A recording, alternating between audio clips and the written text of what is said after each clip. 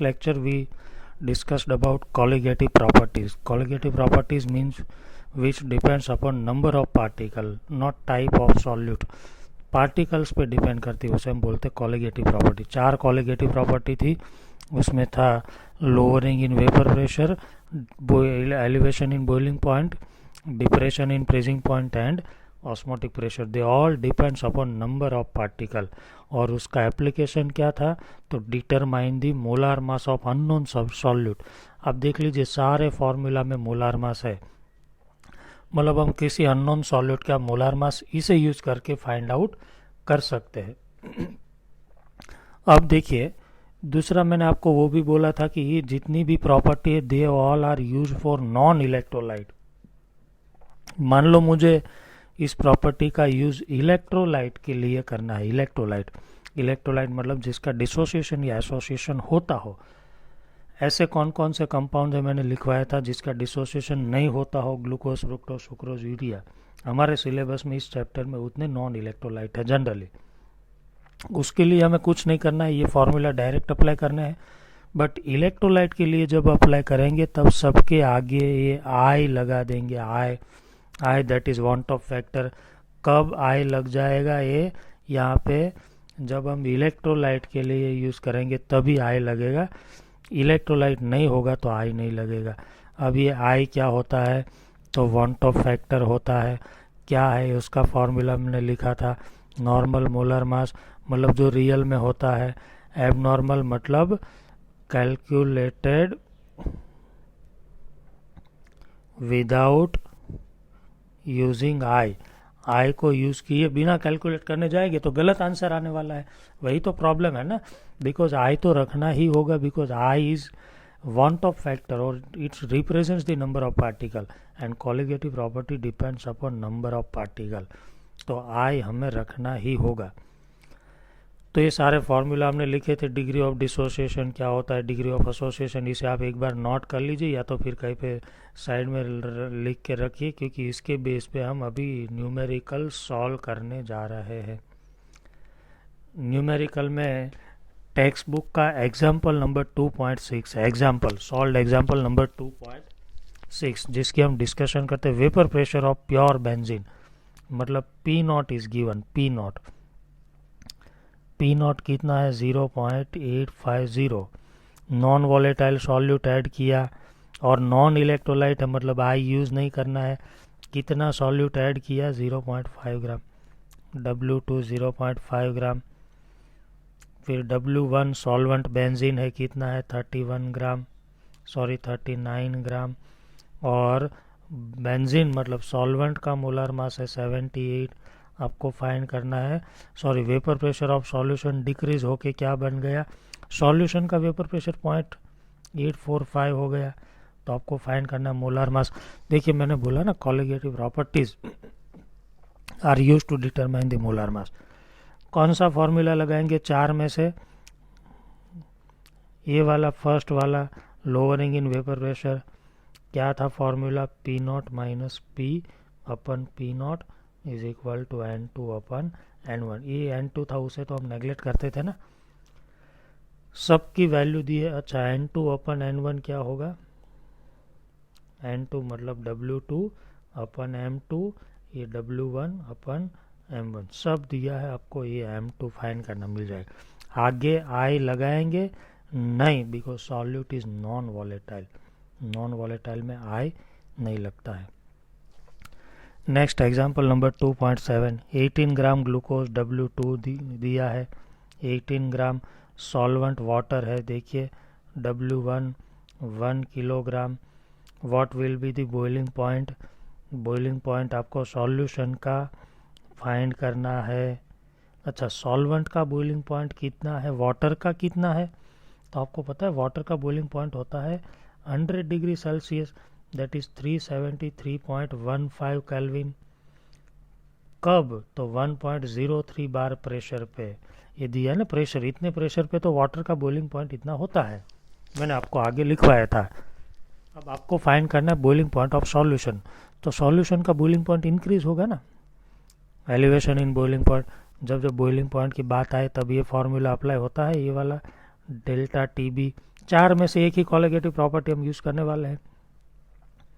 तो यहाँ पे हम यूज़ करेंगे delta T B is equal to K B into M. Delta T B is equal to K B into W two M, मतलब molality. Molality का formula लगा दे W1, तो यहाँ से आपको मिल जाएगा डेल्टा टी बी। बाकी सब वैल्यूज़ दी है, के बी इज ऑल्सो गिवन।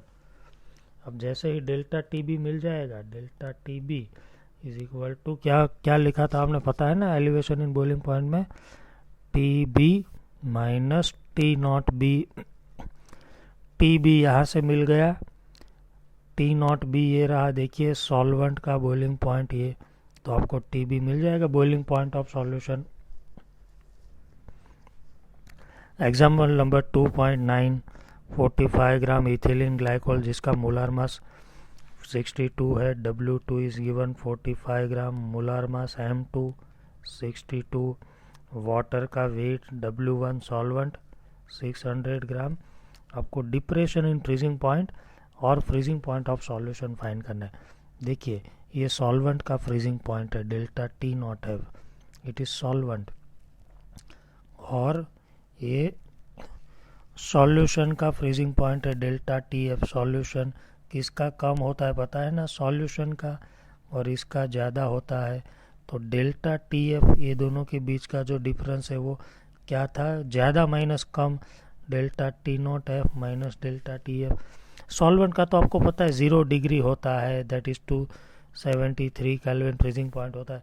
इसका फाइंड कर ले, इसका करना है। देखिए फ्रीजिंग पॉइंट ऑफ सॉल्यूशन, मतलब आपको दो फाइंड करना है, delta T F that is depression and T F मतलब सॉल्यूशन का फ्रीजिंग पॉइंट, दोनों फाइंड करना है। तो फ्रीजिंग पॉइंट वाला फॉर्मूला लगाए, delta T F is equal to K F into M. Delta T F is equal to W2 into 1000 upon M2 into W1। यहाँ पे हमारा के एफ मिस हो गया, यहाँ पे हमें लिखना होगा के एफ, और के एफ की वैल्यू नहीं दी है, बट नहीं दी है तो वाटर के लिए जनरली के एफ होता है 1.86, तो ये आप के एफ की वैल्यू रख देंगे तो आपको मिल जाएगा डेल्टा टी एफ। बाकी सब तो आपको दिया है, देखिए डेल्टा टी एफ मिल गया। अब डेल्टा टी एफ मिल गया यहाँ पे आपको, तो फिर ये फॉर्मूला लगा देंगे, delta T F is equal to T F minus T naught F. Delta T F is equal to T F minus T naught F, ये मिल गया। ये कितना होता है 273, तो टी एफ भी मिल जाएगा। Example number 2.11, 200 centimetre cube that is 200 ml और 126 ग्राम प्रोटीन है, मतलब वेट ऑफ प्रोटीन सॉल्यूट 1.26 ग्राम, और सॉल्यूशन का वॉल्यूम 200 सेंटीमीटर क्यूब है। 200 सेंटीमीटर क्यूब मतलब 200 ml, 200 ml मतलब 0.2 लीटर, क्योंकि ऑस्मोटिक प्रेशर में वॉल्यूम लीटर में लगता है।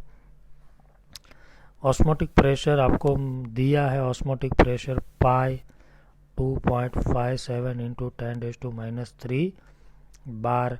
आपको पता है प्रेशर बार में दिया है, तो आर कितना लेंगे 0.083 bar litre mole inverse kelvin inverse.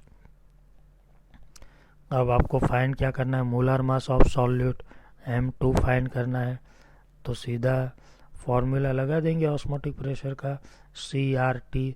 C मतलब क्या था, मोलारिटी, WRT अपन MV, सब वैल्यू पुट कर देंगे तो आपको M मिल जाएगा, molar mass. Intex question number 2.9, vapour pressure of pure water is given. Pure water का vapour pressure that is P0 कितना है 23.8। वेट ऑफ यूरिया है 50 ग्राम। मोलर मास ऑफ यूरिया मतलब सॉल्यूट 60 होता है। सॉल्वेंट मतलब वाटर का वेट 850 दिया है, देखिए ये। तो आपको फाइंड करना है vapour pressure of solution that is P, और दूसरा रिलेटिव लोअरिंग, याद करो मैंने आपको बताया था रिलेटिव लोअरिंग मतलब P0 minus P upon P0, इतनी बात आपको फाइंड करनी। अब देखिए P0 minus P upon P0 is equal to होता है N2 अपन N1, अब N2 is equal to W2 upon M2, N1 is equal to W1 upon M1। इसकी सबकी वैल्यू आपको पता है, तो ये सब रख देंगे तो आपको ये मिल जाएगा। और फिर आपको पी नॉट भी पता है, तो पी नॉट रख देंगे तो पी भी मिल जाएगा, मतलब ये दोनों आपको फाइंड करने मिल जाएंगे। Intext 2.10, boiling point of water at 750 mmHg, मतलब बॉइलिंग पॉइंट ऑफ सॉल्वेंट दिया है delta T naught B 99.63। How much sucrose is to added to 500 gram water, मतलब सॉल्वेंट का वेट है 500 ग्राम, सुक्रोज है तो सुक्रोज का वेट फाइंड करना है सॉल्यूट का। सुक्रोज का मोलर मास आपको पता है 342 होता है, C12H22O11 मैंने आपको लिखवाया है। तो बॉइलिंग पॉइंट कितना होना चाहिए सॉल्यूशन का, 100 डिग्री करना है, मतलब बॉइलिंग पॉइंट आपको इसमें से इतना करना है। तो डेल्टा टी बी कितना हो गया देखिए आप सब, डेल्टा टी बी हो गया 100 माइनस मतलब ये 0.37, इतना आपको करना है। अब देखिए के बी नहीं दिया है, तो के बी आप वाटर के लिए ले सकते हैं 0.52, फिक्स होता है ना, सॉल्वेंट पे डिपेंड करता है। Now delta T B is equal to क्या होगा, K B into M, delta T B is equal to K B into W2। आपको फाइंड करना है W2, बाकी सब दिया है तो वैल्यू रख देंगे तो आपको मिल जाएगा। Intex 2.11, Intex 2.11 calculate the mass of ascorbic acid, मतलब वेट ऑफ सॉल्यूट फाइंड करना है। एस्कोर्बिक एसिड का फॉर्मूला दिया है, इसका मोलर मास आपका हो जाएगा 176। वाटर का अच्छा सॉल्वेंट कौन है, एसिटिक एसिड, तो W1 75 ग्राम सॉल्वेंट, W1 एसिटिक एसिड है, और इसका melting point yes to lower its freezing point, मतलब मेल्टिंग पॉइंट, इसे कितना डिक्रीज करना है, मतलब डेल्टा टी एफ कितना करना है 1 पॉइंट। इसे केल्विन में कन्वर्ट करने की कोई ज़रूरत नहीं, delta should not be converted into kelvin, वही होगा ना, चेंज तो केल्विन में करो या डेल्टा में। K F is given, K F की वैल्यू दी है तो W2 मिल जाएगा, delta T F is equal to K F into M, delta T F is equal to K F into W2 into 1000 upon M2 into W1। आपको W2 find करना है, मिल जाएगा। Intext 2.12 calculate the osmotic pressure, pi find करना है pascal में, by solution dissolving 1 gram of polymer, W2 1 ग्राम है, और मोलार मास ऑफ पॉलीमर 185,000 है, टेम्परेचर 37 डिग्री सेल्सियस मतलब 310 केल्विन है। ऑस्मोटिक प्रेशर का formula pi is equal to CRT, C मतलब N/VRT, pi is equal to WRT upon MV। ये W2 कितना है 1 इंटू R है 8.314, या तो फिर आप ले सकते हैं बार में या तो डायरेक्ट पास्कल में ले सकते हैं, जो भी आपको ये वैल्यू याद है तो 0.083 into temperature 310। Molar mass polymer का दिया है 185,000, वॉल्यूम सॉल्यूशन का 450 ml दैट इज 0.45 लीटर में लेते हैं ना हम, तो ये मिल जाएगा आपको पाई इन बार, देन आप इसे कन्वर्ट कर देंगे इन पास्कल, वो वाला रिलेशन है ना 1.013 इंटू 10⁵ मल्टीप्लाइड बाय। एक्सरसाइज का question number 2.20, 5% solution by mass as a cane sugar in water.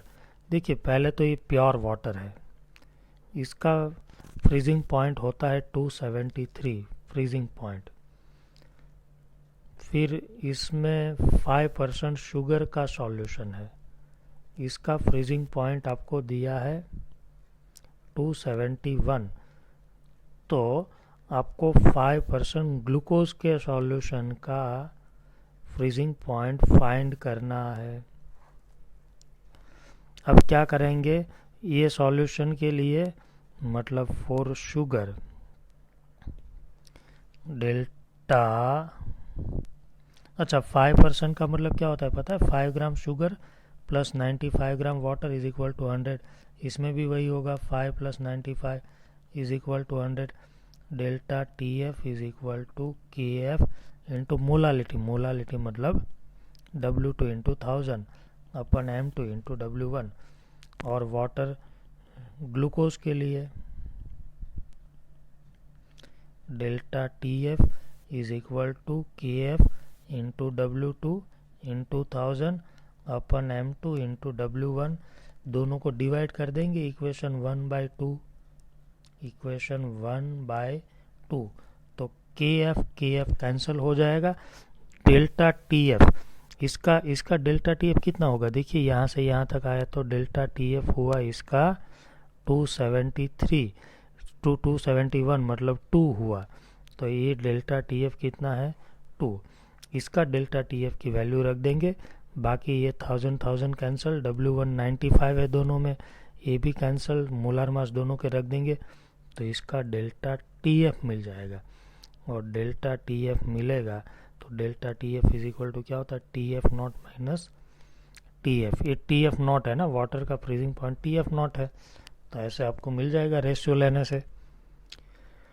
Next exercise 2.21 most important, board में पूछा गया है इसी टाइप का 2020 में। बोर्ड में दो कंपाउंड, दो एलिमेंट है ए एंड बी, दोनों मिलके दो कंपाउंड बनाते हैं, AB2 एंड AB4।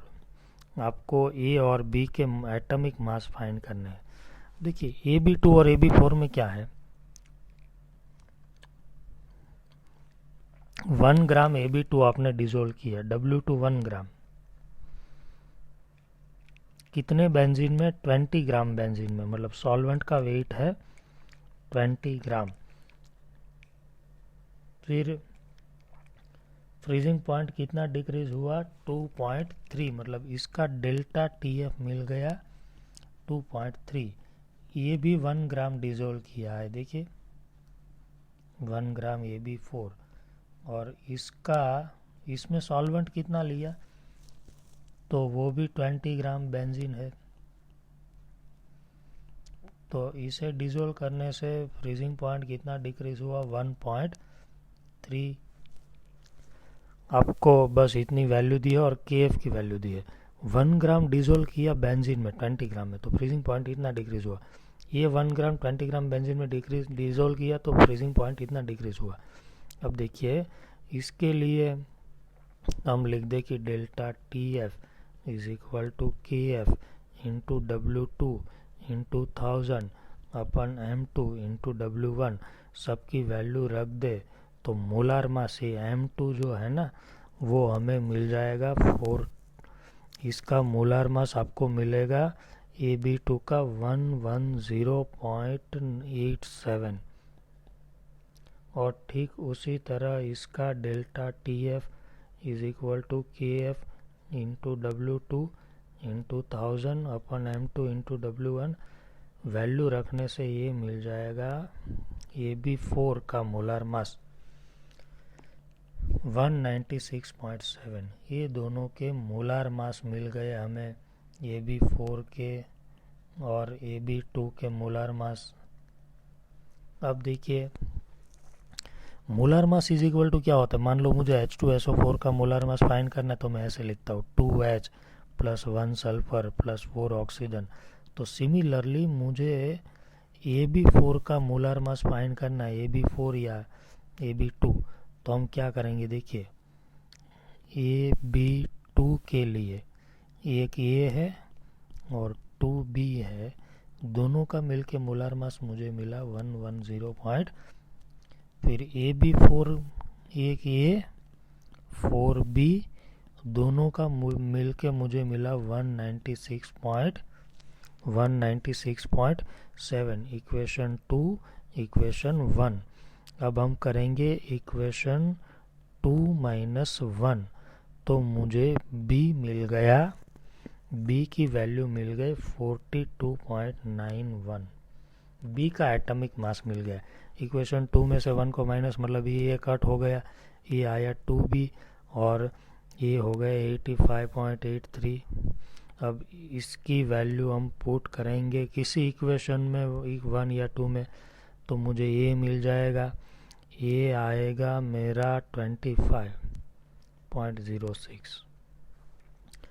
क्लियर हो गया। तो ये न्यूमेरिकल। तो नेक्स्ट हम न्यूमेरिकल एक्सरसाइज का है। 36 ग्राम ग्लूकोज है और ऑस्मोटिक प्रेशर 1.52 बार है। अच्छा, 36 ग्राम ग्लूकोज है तब ऑस्मोटिक प्रेशर इतना है, तो इतने ऑस्मोटिक प्रेशर पे कॉन्सेंट्रेशन क्या होगी, सीधा है pi is equal to C R T. C मतलब concentration, molarity. Pi is equal to C R T. C आपको फाइंड करना है, pi is given 1.52, C R लेंगे 0.082, टेम्परेचर कितना है 300 केल्विन। वॉल्यूम कितना है नहीं दिया है, तो हम 1 लीटर, ये रहा लीटर मतलब 1 लीटर। अच्छा, वॉल्यूम का तो कोई मतलब ही नहीं है, ये डायरेक्ट आपको मिल जाएगा सी। आपको सी फाइंड करना है, बस यहाँ से आपको सी मिल जाएगा। तो ये हो गया एक्सरसाइज का क्वेश्चन नंबर 2.22। नेक्स्ट 2-3 न्यूमेरिकल बाकी है और आगे 2-3 एक्स्ट्रा क्वेश्चन है जो हम अगले लेक्चर में करेंगे। Thank you.